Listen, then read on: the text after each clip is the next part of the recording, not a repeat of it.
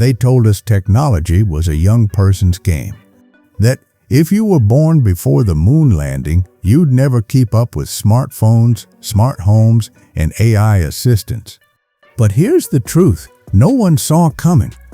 90-year-olds all over the world are quietly rewriting that story.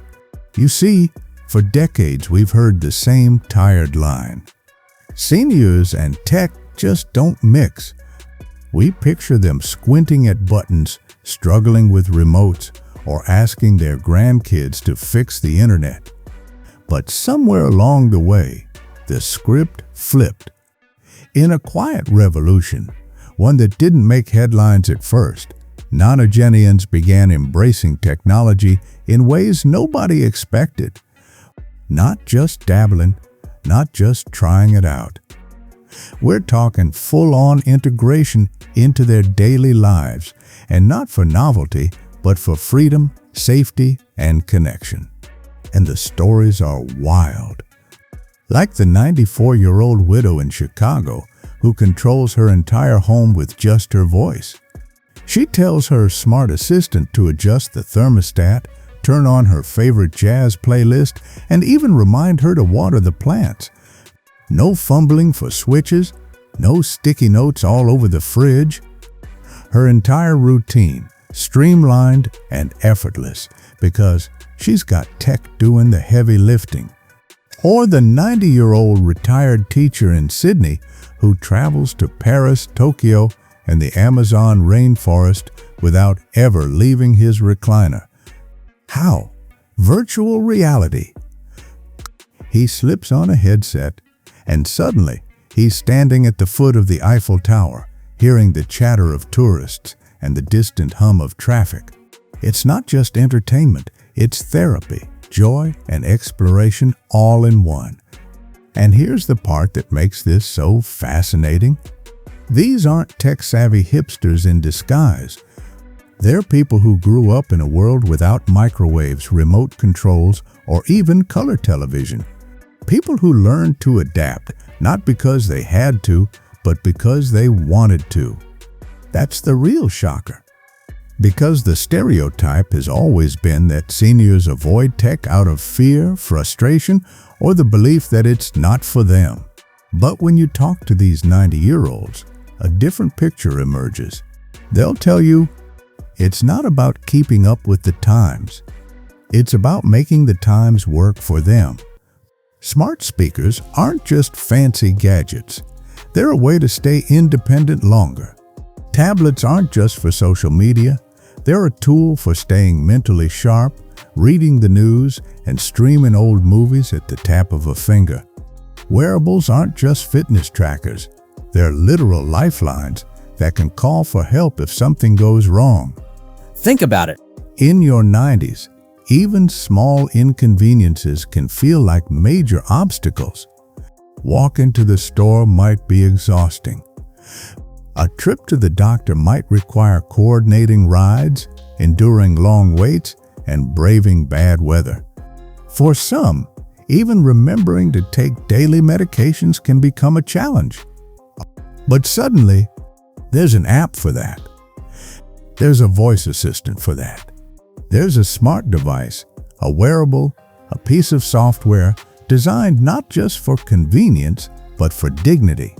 And the more you look into it, the more you realize this isn't just about tech adoption. It's about rewriting the playbook on aging. For younger generations, tech is about speed, productivity, and entertainment. For these seniors, it's about freedom. The freedom to live without depending on someone for every little thing. The freedom to see the faces of loved ones on a video call instead of waiting months for a visit. The freedom to explore new hobbies, connect with old friends, and keep learning without leaving home. And maybe, just maybe, this gray wave of tech users is showing us something we've been missing. Because when you watch a 91-year-old use a rideshare app to meet her friends for coffee, or a 93-year-old take a virtual cooking class with strangers across the world, Or a 95-year-old tell a smart assistant to dim the lights and play his favorite Sinatra track. You start to wonder, if they can master emerging tech, what's stopping the rest of us from using it to actually make our lives better? The truth is, this isn't a fad. The adoption rate is growing every year.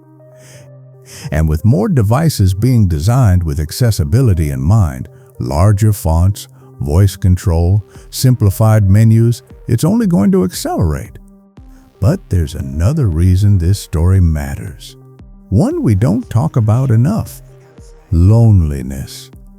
No-wid. Isolation. The quiet kind of suffering that doesn't make headlines, but eats away at people's health and happiness, especially in old age. And tech, for all its flaws, has become a bridge, a lifeline, an open door to connection that many seniors thought was closed for good. So, as we dive into this video, you're going to see how these 90-year-olds aren't just using gadgets, they're hacking aging itself. You'll see the unexpected ways technology is transforming their daily lives, keeping them sharp, connected, and more independent than anyone thought possible. And by the end, you might just realize the future of tech isn't young, it's ageless. For years, the narrative was simple. Technology moved forward, and older generations were left behind. Headlines painted this picture of a digital divide, where anyone over a certain age was destined to lag behind, confused by touchscreens and baffled by Bluetooth. But here's the twist. The so-called divide? It's closing. And in some surprising corners, it's closing fast. The truth is, many nonagenarians didn't jump on the tech train when it first came roaring down the tracks. They weren't lining up for the first iPhones or camping outside electronic stores for the latest gadgets. In fact, some resisted for decades, but something happened. Something that nudged even the most tech-resistant among them to give it a try. Part of it was necessity. The pandemic played a huge role.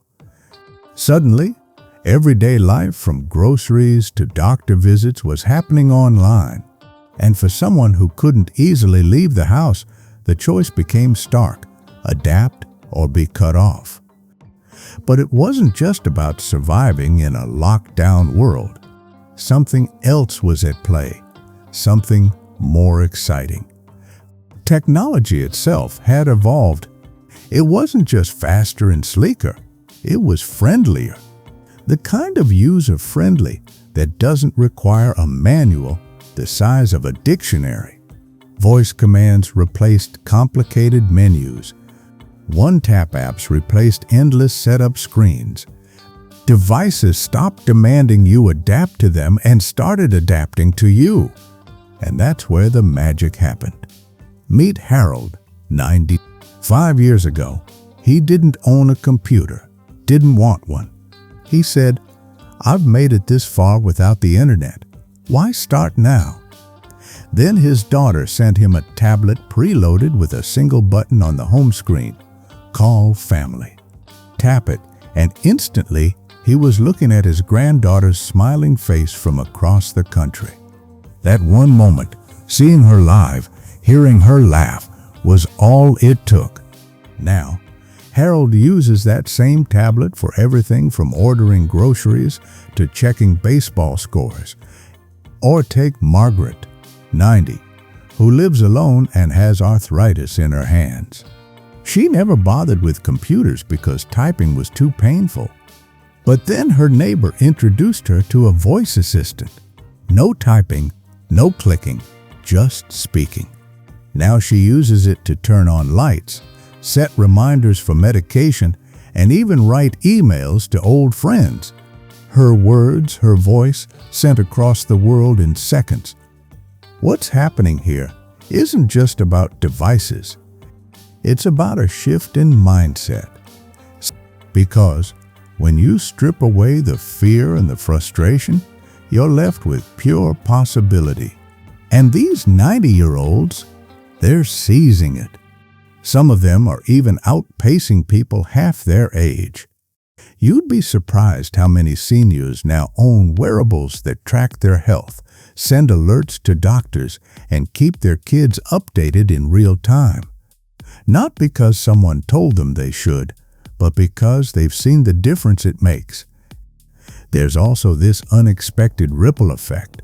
Once they start using one piece of tech successfully, their confidence skyrockets.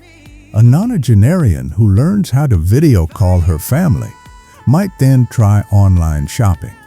A man who starts with a smartwatch might eventually explore fitness apps or virtual classes.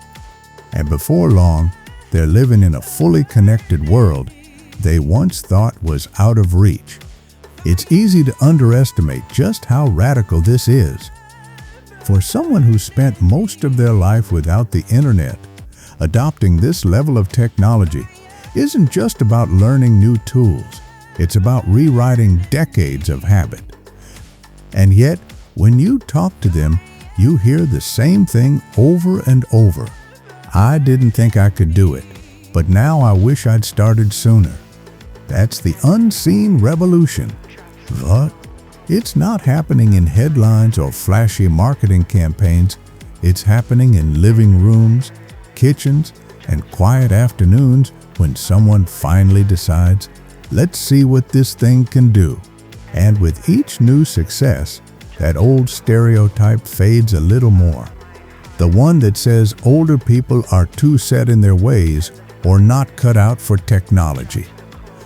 Because here's the secret no one talks about. Adaptability doesn't vanish with age.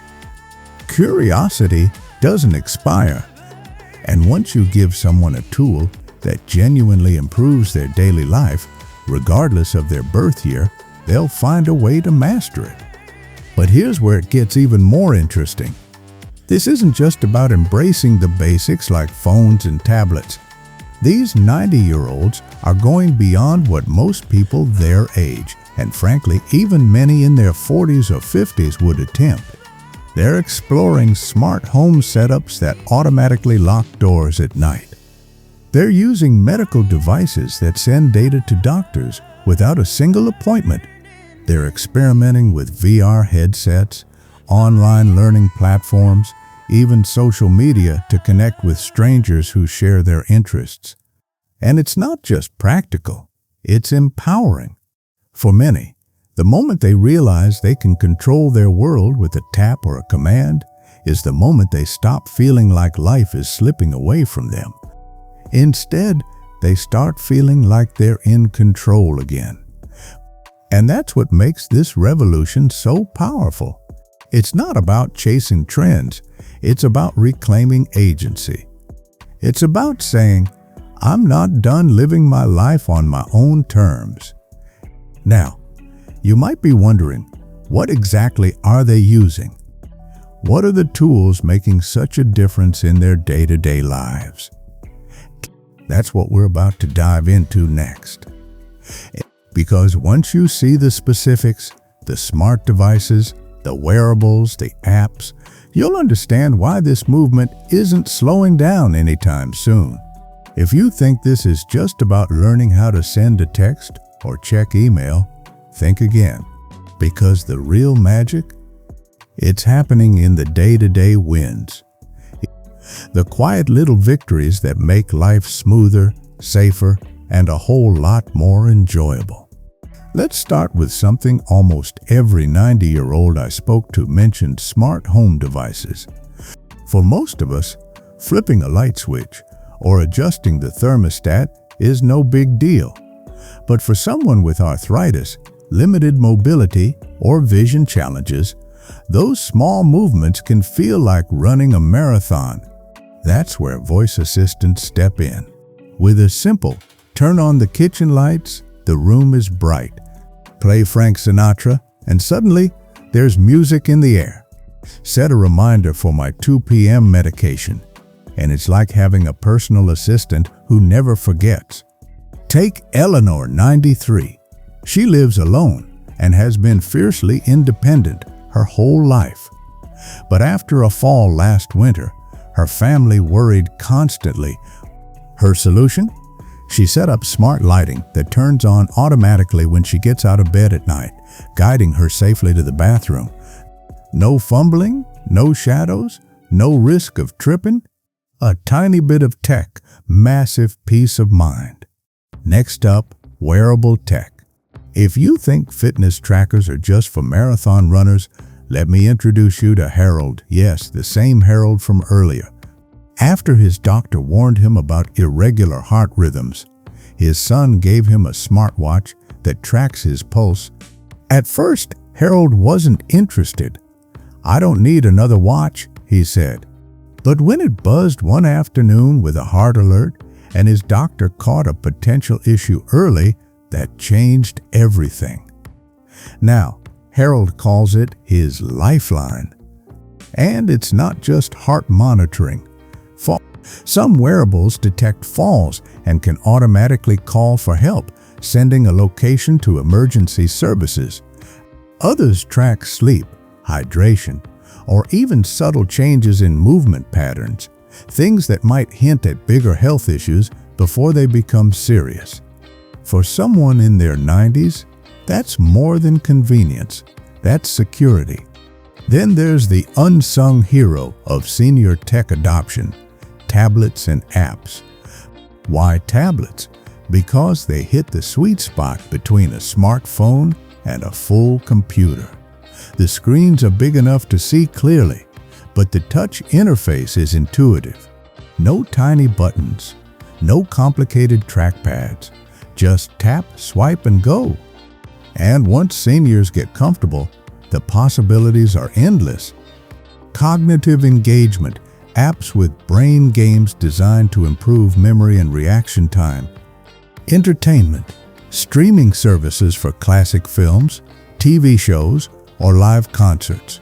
Daily reading, digital newspapers that let you adjust the font size and brightness so there's no eye strain. Like Gloria, 91, who reads 3 newspapers every morning, one from her city, one from London, and one from New York, all on her tablet. "It's like I'm keeping up with the whole world before breakfast," she says. And here's where these daily wins really stack up. When tech becomes part of the routine, it stops feeling like learning and starts feeling like living. For example, a nonagenarian might begin by using a voice assistant to turn on lights.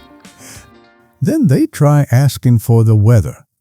Then they discover they can add items to a shopping list, check the news, or set up video calls, all without touching a single button. The confidence builds, and suddenly they're doing things they never imagined. Not just surviving with tech, but thriving because of it. But let's be clear, this isn't about technology replacing human connection. It's about amplifying it. A smart speaker can't replace a family visit, but it can remind you to call your granddaughter. A wearable can't replace a doctor's care, but it can make sure you get help when you need it most. A tablet can't replace an afternoon in the park, but it can take you there in real time through video and photos when the weather keeps you home. And for many in their 90s, these little bits of convenience mean they can stay in their homes longer on their own terms. That's the part most people don't realize. Technology isn't just changing their days, it's extending them. Because when you reduce the risks, falls, missed medications, isolation, you're not just making life easier. You're making it safer. You're making it longer. And you're making it better. But here's the fascinating twist. The next wave of tech wins for nonagenarians isn't about lights, watches, or tablets. It's about connection. Not just connecting to family, but to entire communities they never would have met otherwise. And that's where the story gets even more surprising. Ask any 90-year-old what they value most these days, and you'll hear the same thing again and again. Connection, not just with family, but with friends, neighbors, and even strangers who share their interests. For decades, staying in touch meant phone calls, letters, or the occasional visit. But now, it's a whole different world. Let's start with the obvious, video calls, video calls. Before the pandemic, many seniors had never tried them. The thought of setting up a call felt complicated, even intimidating. But when visiting in person became impossible, necessity broke down that barrier. And once they really experienced it, it was like magic. Take Ruth, 92. She used to see her son, who lives across the country, maybe twice a year. Now she sees him twice a week on her tablet. She can watch her great-grandson blow out birthday candles, listen to her granddaughter play piano, and even join in on family dinners virtually. It's not the same as being there, she says with a smile, but it's a whole lot better than missing it. Then there's messaging apps, a quiet but powerful lifeline. For nonagenarians who may not want to call every day, quick messages keep the thread of connection alive. They can send a photo of the roses blooming in their garden, or reply with a thumbs up to their granddaughter's new hairstyle. These little exchanges scattered throughout the week add up to something bigger, a constant presence in each other's lives. And the beauty is, messaging works both ways. And grandkids send quick updates, friends share funny videos, neighbors check in. The technology disappears into the background, and what's left is the feeling of being part of something. But the real surprise, social media. Yes, it has its downsides. Yes, it can be overwhelming. But for many 90-year-olds, platforms like Facebook or Instagram have become windows into worlds they'd never otherwise see. They follow local community groups to keep up with events. They reconnect with childhood friends they haven't seen in 70 years. Some even use it to share their own stories, photos, and life advice. Like George, 90, who started posting short videos of himself cooking old family recipes. At first, it was just for his kids and grandkids, but within a year, he had over 20,000 followers. Now people from all over the world ask him for cooking tips, and he's loving every minute of it. And it's not just about reconnecting with the past. It's about building new connections too. That's where online interest groups come in. For someone in their 90s, mobility can be a barrier to joining a local club or class. But online, there's no limit. Virtual book clubs let them discuss novels with people across continents. Gardening forums let them swap tips with experts in different climates. Art communities let them share their work and get feedback instantly. It's easy to underestimate the impact of this. When you're 90, making new friends isn't always simple.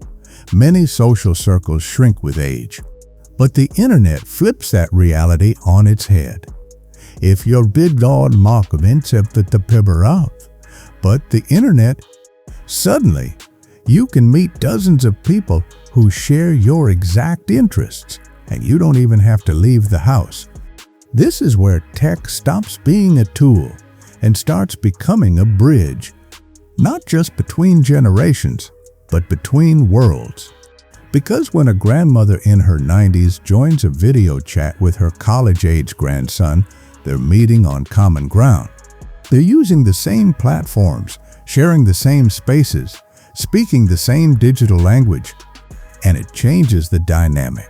Instead of the younger generation always teaching the older one, there's mutual exchange. The grandkids get life stories, wisdom, and maybe a few laughs. The grandparents get new skills, fresh perspectives, and the joy of staying relevant in a fast-moving world.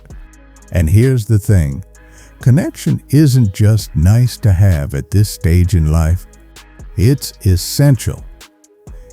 Study after study has shown that isolation can be as harmful to health as smoking 15 cigarettes a day.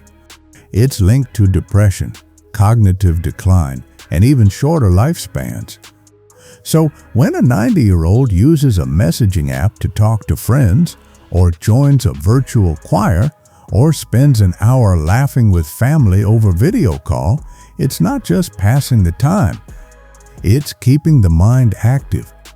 It's strengthening the immune system. It's protecting mental health. Now, if daily tech wins are about making life easier and social tech adoption is about making life richer, what happens when you put those two together? You get the most powerful outcome of all, independence. And that's where we're heading next. And because the same technology that keeps nonagenarians connected is also helping them stay in control of their own lives no matter their age. For someone in their 90s, independence is more than just a nice idea. It's the heartbeat of daily life. It's the difference between feeling like you're living and feeling like you're just being looked after. And here's the quiet revolution happening right now. Technology is handing that independence back. Let's start with telehealth. For decades, a doctor's visit meant arranging transportation, sitting in crowded waiting rooms, and navigating endless hallways. For someone with limited mobility or chronic health conditions, it could take the entire day just to spend 10 minutes with a physician. But now, telehealth lets them have that appointment from their favorite chair, tea in hand, with the cat curled up beside them. They can see the doctor's face, discuss symptoms, and even share vital signs collected from wearable devices, all without leaving the house. Take Marion, 91. She used to dread her quarterly heart checkups because it meant asking her son to take the day off work. Now, she straps on her blood pressure cuff, logs into her telehealth app, and sends the readings directly to her cardiologist. What used to be an all-day ordeal is now a 20-minute conversation. And the ripple effect, she feels more in control of her health, not like a patient waiting to be called, but like a partner in her own care. Then there's online shopping and delivery services. We take it for granted that you can tap a few buttons and have groceries, prescriptions, or even a hot meal at your door in under an hour. But for someone in their 90s, this isn't convenience, it's liberation. No icy sidewalks to navigate in winter. No hauling heavy bags up the stairs. No waiting for a family member to be free. It's simply, I need milk. Tap, tap, and it's on the way. And it's not just groceries. Need a new blanket? A replacement coffee pot? A birthday gift for the great-grandchild? It's all possible in minutes. For many nonagenarians, this has eliminated one of the biggest reasons they felt they might have to move into assisted living. Because now, the essentials come to them. Transportation has also had its tech makeover thanks to ride-sharing apps. Before these services, getting somewhere without driving meant relying on public transportation, not always accessible, or asking friends and family for a ride. But with Uber or Lyft, a senior can open an app, tap request, and be on their way in minutes. This is more than just getting from point A to point B. It's freedom of movement. It's deciding on a whim to go to the library, meet friends for lunch, or attend a community event without worrying about being a burden. One of my favorite stories is from Victor, 90, who uses ride-sharing to meet his old fishing buddies every Thursday. No more missed outings because his daughter couldn't drive him. Now, he says, I go when I want to go. And here's where all these pieces, telehealth, online shopping, ride-sharing fit together. They give seniors the power to shape their days the way they want. They remove the I can't because barriers and replace them with I can if I want to. When you can order your own groceries, manage your own doctor's appointments, and get anywhere you want without asking permission. You're not just surviving, you're living on your own terms. And there's a deeper layer to this too, confidence. Because every time a 90-year-old successfully uses a piece of tech to solve a problem, they're reminded that they can. They can adapt. They can learn. They can be self-reliant. That confidence spills over into other areas, trying new hobbies, reconnecting with old friends, even making travel plans.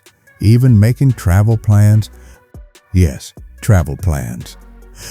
Some seniors are booking trips online themselves, comparing flights, finding hotels, and arranging everything without a travel agent. Of course, technology isn't a magic bullet. There are still challenges, learning curves, accessibility issues, cost barriers. But the difference now is that the tech industry is starting to pay attention to this demographic. More devices are designed with large text, voice navigation, simplified interfaces, and customer support that doesn't require sitting on hold for an hour. Some companies are even beta testing products with seniors before launch, ensuring that the final design truly meets their needs. The result? Tech that feels less like an obstacle and more like a natural extension of their independence. And when you combine independence with connection, you get something even more powerful: longevity. Because when seniors can manage their own routines, stay connected to loved ones, and make choices about how they spend their time, they're not just living longer, they're living better. But here's the real kicker. This isn't just about the seniors themselves. It's about what their tech adoption says about the future for all of us. Because one day, you and I will be in their shoes, and the habits we form now, the comfort we build with technology, will decide whether our 90s are a time of isolation or a time of exploration. When you hear about a 90-year-old using virtual reality to stroll the streets of Rome, or a 94-year-old managing her entire home with her voice, it's easy to smile, maybe even feel inspired. But this isn't just a feel-good story. It's a glimpse into the future we're all walking toward. Because one day, if we're lucky, we'll be the ones in our 90s. And the question won't be, can I use technology? It will be, how will technology shape the life I want to live? The first reason this matters: health outcomes. We've talked about wearables that monitor vital signs, telehealth visits that happen from the comfort of home, and devices that detect falls before help is even requested. These aren't just conveniences, they're lifelines. Studies have already shown that seniors who adopt and regularly use health-related tech see fewer hospital visits, faster interventions, and better long-term health markers. For someone in their 90s, that can mean the difference between staying at home and moving into assisted living. And here's the kicker. Those same benefits will be there for us decades from now if we build the habits of using and trusting technology today. The second reason: social connection. Isolation is one of the biggest silent threats to seniors' health. It creeps in quietly. When friends pass away, family moves farther, mobility decreases, and before long, the days feel longer and lonelier. But tech is breaking that pattern. From video calls with great-grandkids to online classes and communities, technology is helping seniors build a digital social circle that keeps loneliness at bay. And here's where it gets personal. If we see technology as a bridge, not a barrier, we won't face the same uphill climb when we're in our later years. We'll already have the tools, the platforms, and the comfort level to stay connected no matter what. The third reason: redefining aging itself. For too long, society has viewed old age through a lens of decline, slowing down, losing relevance, becoming out of touch. But when you see a 90-year-old running an online business, teaching a cooking class via live stream, or mentoring young entrepreneurs halfway across the world, that outdated picture shatters. Tech is giving seniors a way to stay visible, valuable, and engaged, not as passive consumers, but as active participants in the modern world. It's not just that they can keep up with change, they're influencing it. And here's the part people often overlook. The design of technology itself is evolving because of them. Companies are realizing that older adults are a growing user base with distinct needs, and they're innovating accordingly. Bigger screens, clearer fonts, simpler navigation, more voice commands, fewer complicated menus. Even AI tools that can anticipate what the user wants before they ask. The better tech works for seniors, the better it will work for everyone. That's how accessibility works. It lifts the experience for all users, not just one group. But perhaps the most important reason this matters: mindset. When we see seniors in their 90s embracing new tools, learning new skills, and finding joy in modern innovations, it challenges the idea that it's too late to start something new. It proves that curiosity doesn't have an expiration date. That shift in mindset is contagious. It affects how younger generations view aging, and it affects how seniors see themselves.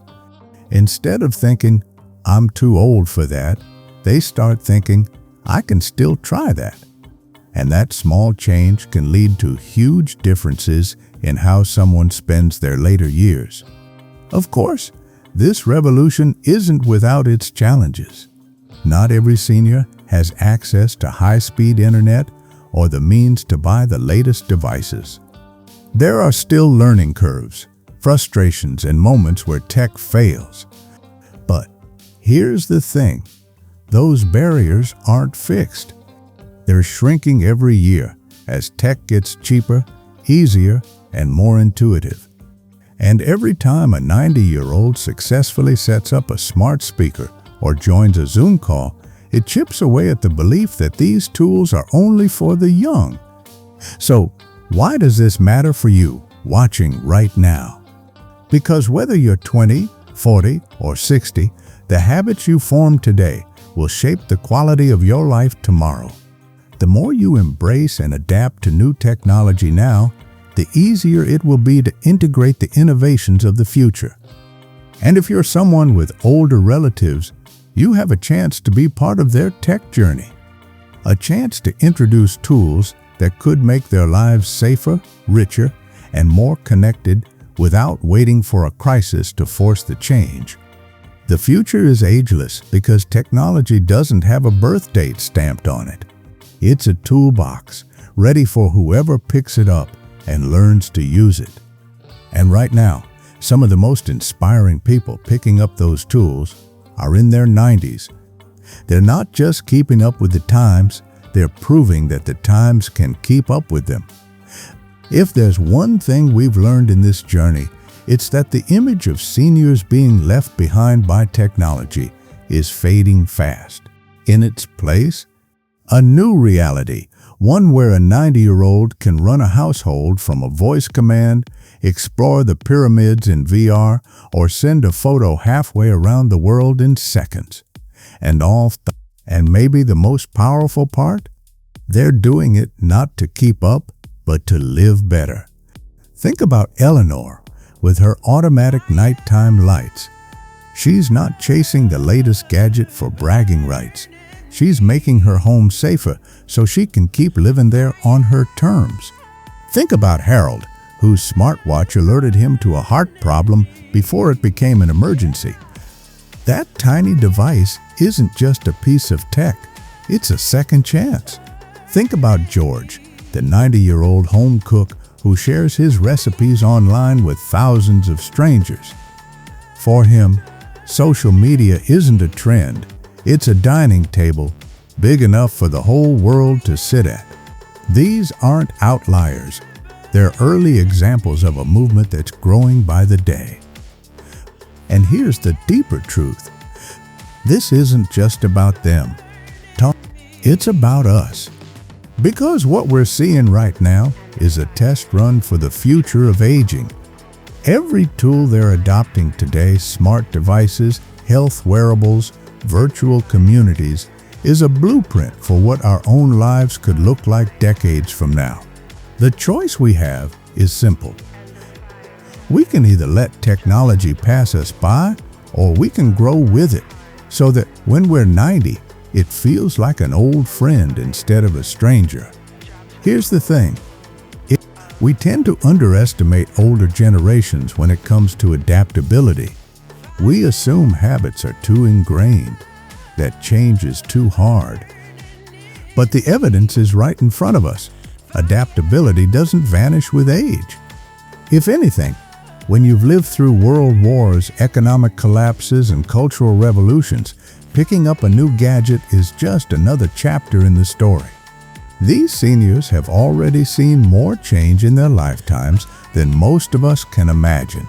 So why wouldn't they be able to embrace this too?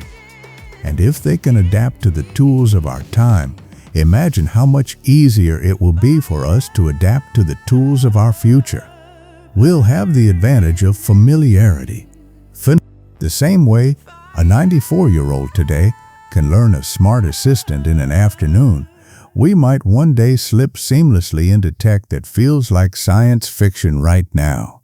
AI caretakers, holographic meetings, maybe even digital health implants. The future is coming, whether we're ready or not. The only question is, will we meet it with curiosity or resistance? But let's not lose sight of what this really means at the human level. For the seniors living this reality today, technology isn't about staying relevant. It's about joy. It's about connection. It's about being able to decide what their day looks like without needing someone else to make it possible. But it's about being able to say, I want to talk to my granddaughter, and making it happen instantly. Or deciding, I want to see the Grand Canyon, and doing it through a VR headset without ever leaving home. Or even something as simple as saying, I want the lights on when I walk into the room, and having it happen automatically. Those are small moments, but they add up to a life that still feels like your own. So here's the takeaway for you watching this right now. If there's an older person in your life, don't assume they're not interested in technology. Offer to show them what's possible. Start small. A video call, a smart light bulb, a music playlist they can control by voice. And if you're watching this thinking, I'm already comfortable with tech, good. Stay curious, keep learning, because one day these tools will be the difference between needing help for every little thing and living life on your own terms. The 90-year-olds we've talked about today, they're not tech wizards. They're not exceptions to the rule.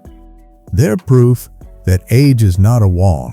It's just another season of life. And if you can keep your curiosity alive, there's no reason your later years can't be just as vibrant, connected, and independent as your younger ones. So the next time someone says, oh, older people don't use technology, you can smile and tell them about Eleanor, Harold, George, and the countless others quietly proving them wrong. Because the truth is, the future of tech isn't young, it's ageless. And maybe, just maybe, it's time we all started preparing for our own 90-year-old selves. If you enjoyed this video, share it with someone who might need a little nudge to try something new, whether they're 19 or 99. Because the best time to embrace the future is now.